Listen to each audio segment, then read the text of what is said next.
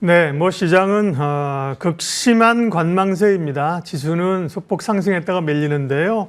지수가 뭐 좀 밀리는 게 큰 우려가 아니고 거래 대금 자체가 지금 상당히 관망으로 가는데 그럴 수밖에 없는 상황이죠. 이제 오늘 밤에 미국의 관세 부과를 앞두고 있는 상황이어서 투자자들이 관망인데요. 그런 가운데 뭐 이제 오늘만 있는 게 아니라 이후의 전략들을 짜야 될 거 아니에요. 시장에 관심이 있는 곳, 돈이 모이는 곳의 머닝 전략 섹터와 종목 탐색하겠습니다.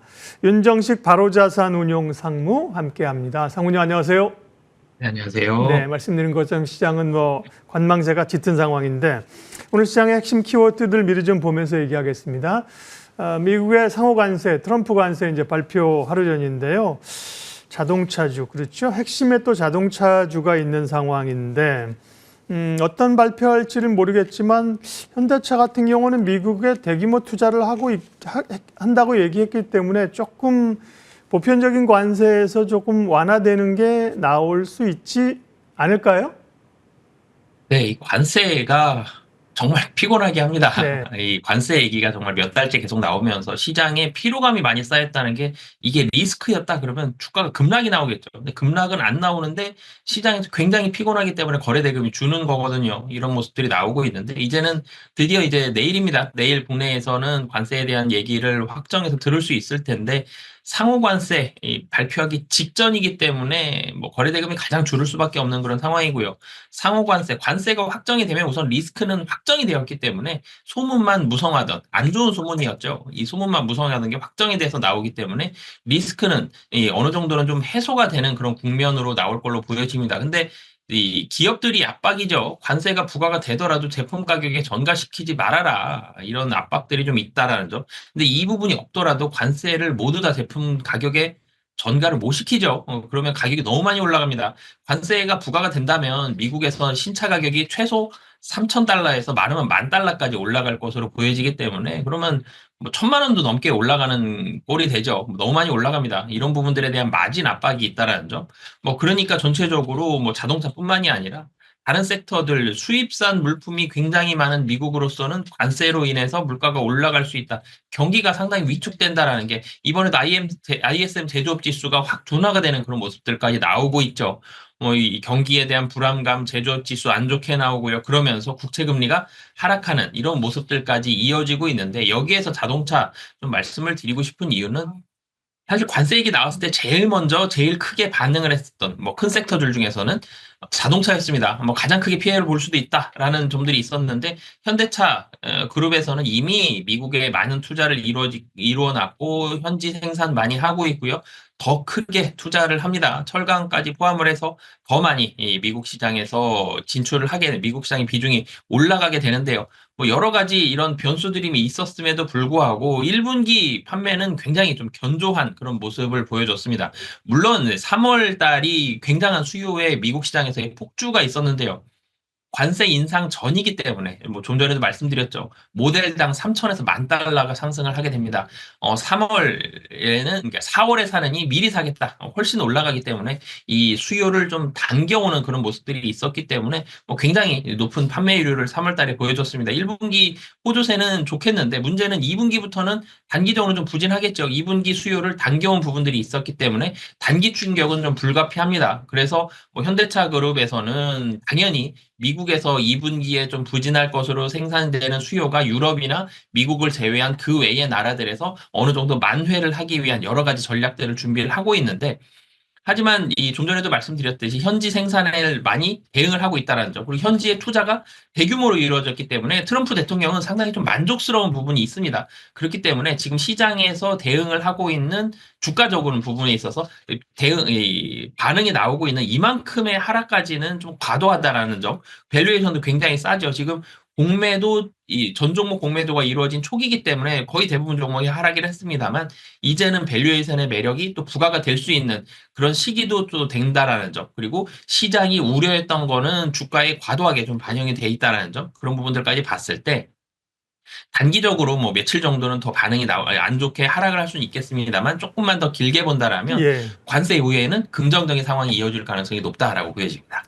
자동차하고 조금만 한 1분만 더 얘기할게요. 자동차하고 부품주 가운데 어쨌든 자동차는 보다도 오늘도 보면 모비스가 오르고 부품주가 조금 더 가벼운 모양새를 나타나는데요. 부품주 접근이 조금 더 좋을까요, 지금은요? 네, 사실 부품주는 장점이 한 가지가 또 있죠. 자동차가 덜 팔린다? 그러면 자동차 덜 팔리면 오래된 차를 좀 더 몰고 가야 되는 그런 모습들이 있습니다. 오래된 차 더 몰게 되면 고장이 더 많이 나죠. AS 수요가 더 많이 늘어나게 됩니다. 현대모비스가 좋은 이유가 이거거든요. AS가 늘어나더라도 현대모비스는 실적이 좋아질 수 있다. 완성차는 신차 팔아야 되지만 부품주는 수리만 해도 좋아집니다. 그래서 이런 부분들에 대한 이 대응책, 어떻게 보면 보완책도 있기 때문에 부품주가 지금 자리에서는 조금 더 안정적인 대안으로서의 성격까지 부과가 되고 있어서 예. 뭐 단기적으로는 부품주가 좀 더 좋은 모습들이 나오고 있는 상황이다라고 네. 보시면 되겠습니다. 자동차는 정말 뭐 운명의 하루를 앞둔 상황이고요. 직격탄이기 때문에 어떻게 반응할지를 지금으로서 확인을 해야 됩니다. 두 번째 시장 키워드 확인하겠습니다. 다음은 K-에스테틱. 앞서서 좀 얘기를 하던데요. 일단은 뭐 화장품 같은 경우가 우리가 미국에 엄청난 수출을 하고 있다는 얘기가 있었고 K-에스테틱이라고 하면 미용 이런 거죠. 피부 미용 뭐 이런 쪽인데 뭐 보톡스도 있고 의료기기도 있고 그럴 수 있겠습니다. 네. 다만 수출에 대한 또 부담감들도 관세 때문에 있어요. 어떤 게 포인트일까요? 네, 이 피부 미용 우선 1월 달에 JP 모건 컨퍼런스 때 이 헬스케어 미용 관련된 기업들이 국내에서도 나간 기업들이 6개의 기업이 있었는데 상당히 많은 관심을 받았었거든요. 뭐 JP모건 헬스케어 컨퍼런스 그랬을 때 헬스케어주들, 제약 바이오 종목들만 주목을 받은 게 아니라 이번에 사실은 미용 관련된 종목들이 기업들이 굉장히 많은 주목을 사실 그때 이미 받았었습니다. 그리고 24년도에도 해외 수요가 상당히 많이 증가가 되면서 미용 섹터에 대한 멀티플이 올라가는 모습들이 있었거든요. 그런데 투자 포인트는 그거죠. 25년도 미국에 포커스를 맞춰서 보자. 미국 상당히 잘 될 것 같다. 지금 사실 성장하는 속도도 많이 빨라지고 있고 미국 좋을 것 같다라는 게 투자 포인트인데 미국은 우선 비쌉니다. 한국보다 약 한 10배 정도 비싸거든요. 같은 에스테틱이라고 하더라도 굉장히 이 비용이 높기 때문에 국내에서는 미국 진출한다 마진율이 굉장히 높죠.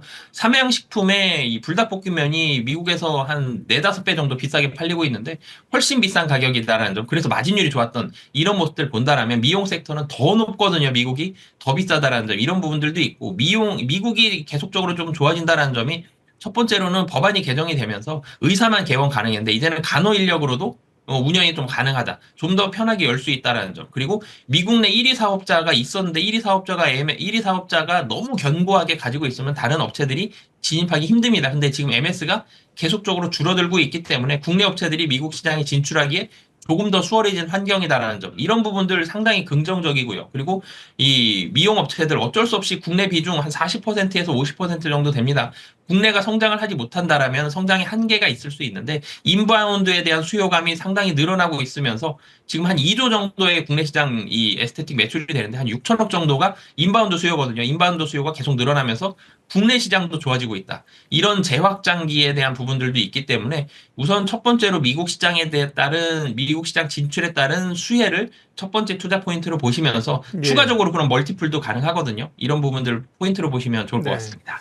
그 피부 미용 뭐 이런 쪽으로는 이제 뭐 보톡스나 이런 쪽이 하나 있을 수 있고 피부 또 미용 기기 쪽이 있잖아요. 그 중에서 조금 더 좋게 보시는 섹터나 기업은요. 네, 휴델 사실 좀 말씀을 드리겠고요. 네. 휴델 같은 경우 뭐 물론 좋습니다. 이익단 굉장히 잘 나고 최근 들어 주가도 좀 올라가고 있는데 역시 마찬가지의 포인트거든요. 미국 시장 진출을 본격적으로 하고 있다라는 점. 그래서 실적도 고성장, 그리고 멀티플도 계속적으로 더 받아갈 수 있다라는 점. 이런 부분들 투자 포인트로 보시면 좋을 것 같습니다. 네. 미용, 화장품 이런 쪽 계속 관심이 있는 거죠. 다음 세 번째 포인트 살펴볼게요. 세 번째는요. 오랜만에 금융주군요. KB금융 불확실성 속에 높아진 가격 메리트. 사실은 우리가 밸류업 관련해서 주가를 끌어올릴 때는 KB금융이 이제 대장주였는데요. 최근엔 약했고 최근에 금융주 가운데서는 뭐 대체적으로 약한 가운데 메리츠 금융지주 같은 경우만 꾸준히 올라왔고 나머지 금융주는 약했는데요. KB금융이 다시 주목받으면서 오늘 좀 오르는 이유는 배경은 어딘가요? 네, 사실 좀 전에 말씀 주셨던 대로 메리츠 금융 지주만 좋았습니다. 근데 그만큼 돈을 많이 벌었죠. 거긴 영업이익단이 굉장히 좋았었고, 은행주들은 밸류업 말씀 주셨는데 많이 올랐었다가, 너무 많이 올랐나 보다. 밸류업 생각보다 이만큼까지는 안 될 것 같은데 라는 그런 우려감들이 작용을 하면서 밸류업 관련된 종목들이 다 같이 조정을 받고 은행주가 굉장히 핫했었던 한 6개월에서 1년 정도의 시간을 뒤로 하고 다시 이전처럼 좀 시장의 관심에 좀 멀어지는 그런 모습들이 좀 나왔었는데 최근 들어 다시 이 주목받는 이유는 어찌됐든 실적이 좋습니다. 추가 충당금이 있었어요. KB금이 놓고 보면 홈플러스 충당금 540억, 뭐 일부 건설사 추가 충당금이 꽤 많았음에도 불구하고 순이익이 1.5조 원에서 1.6조 원 정도로 컨센서스에 부합하거나 소폭 상회할 가능성이 높아 보이거든요. 실적이 계속적으로 좋다라는 게 첫 번째 이유고요. 두 번째는 이 밸류업 주주 환원책에 대한 기대가 너무 과도하게 낮아졌습니다. 이전에는 상당히 긍정적으로 반응을 하면서 주가가 밸류업 때문에 올랐다라면 이제는 너무 과도하게 좀 낮아졌다라는 점. 그래서 가격 매력도가 많이 올라간 그런 상황이 있고요. 그리고 이 NIM 같은 경우도 1bp 올라가 있는 점, 대출도 0.7%가 증가합니다. 가계대출, 주택담보대출 중심으로 해서 가계대출이 계속적으로 성장을 견인하고 있다는 점. 그러니까 실적이 좋다는 얘기죠. 실적 좋은데 주가 많이 떨어져 있어서 뭐 굉장히 밸류에이션이 싸져 있다. 뭐 그렇기 때문에 지금 사실 글로벌 금융시장 많이 불확실하고 국내 금융시장 더 불안합니다. 이 불안한 상황 속에서는 안정적으로 가격상 금융주가 그래서 최근 들어서 이에 대한 대안으로서 좀 더 부각이 되고 있는 그런 상황이다라고 보시면 되겠습니다. 네, 그러면 어쨌든 타픽은 가장 대장주인 KB금융인가요? 네, 우선 사실은 메리츠 금융지주 돈 많이 버는데요. 근데 여기는 주가적인 부담이 조금 있기 때문에 가장 안정적으로 좀 차곡차곡 올라갈 수 있는 이런 부분들 봤을 때는 KB금융 대장으로 보시면 좋을 것 같습니다. 네, 돈이 모이는 곳의 섹터 전략 윤정식 상무님 함께했습니다. 고맙습니다. 네, 감사합니다.